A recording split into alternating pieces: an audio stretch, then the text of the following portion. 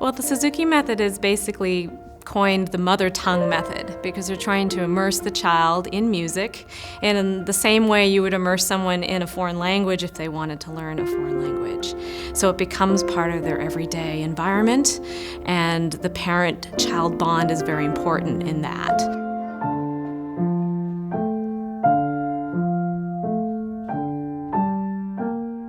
At WCMS, we offer Suzuki education in both piano and in strings, and each week a student will have a private lesson as well as a group class lesson, and usually there are several opportunities during the year, both in the fall semester and the spring semester, for the students to perform for each other.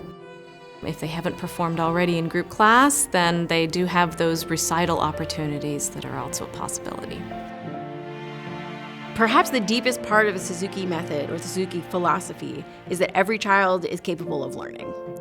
My job as the teacher is to figure out what is the next step to help this particular child feel successful in learning how to hear music, in how to have a good physical setup for playing the instrument technically, to listen for beauty in their own playing, and also to learn to read music once they have a sense of experiencing music and of creating music themselves. One of the most important parts of the Suzuki method is the involvement and the commitment on the part of the parent. A lot of that really is to show the child that the parent is invested in what they're doing. That is part of the idea of the Suzuki triangle, the parent, the student, and the teacher, that really strengthens the relationship between a parent and a child.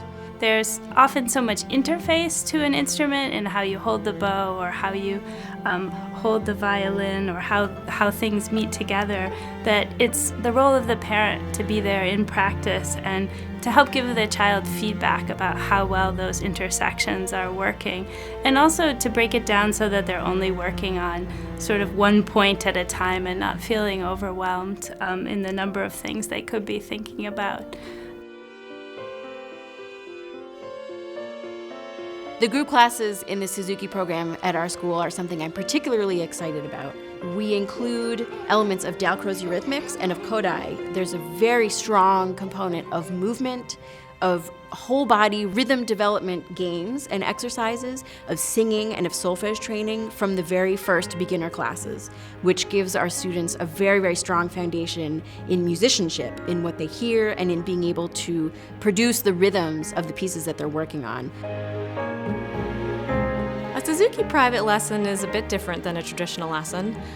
We basically start and end the lesson with a bow. It's to show respect to the music and to the teacher, and to signify that the lesson has begun. And then we kind of proceed with what I call the 3 Ps. We kind of we're preparing some pieces, we're polishing pieces, and then eventually we're performing pieces.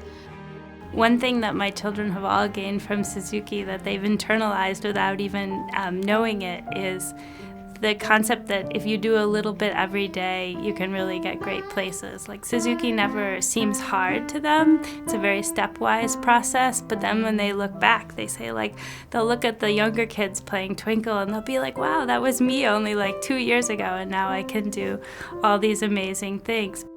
My favorite part about learning by ear is I just love listening to it, and then I sort of get it in my ear, and then I keep on playing it on the violin. And I just want to get my violin out and play it. It's well known that music uses all 9 of the intelligences. The fact that we're bringing them all together through music makes it an essential experience for a child's development. It's much more than just a method for teaching the child how to play pieces on the violin. Really, the aim very much is to help nurture the child to become a beautiful person, and to be able to have strong and constructive relationships with the people around them. I find that the confidence that is built through this methodology gives them something for keeps. And you can just see how proud they are of their accomplishments, and they know when they've done a good job.